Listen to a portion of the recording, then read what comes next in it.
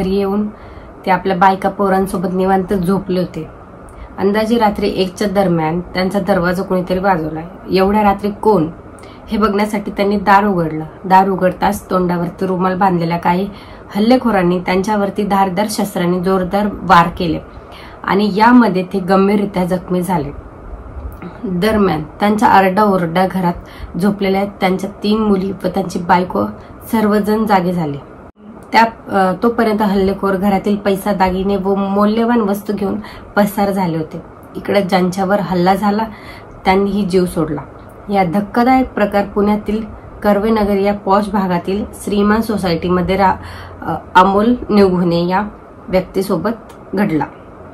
सदर घटनेची माहिती मिळताच पोलीस तात्काळ घटनास्थळी दाखल झाले.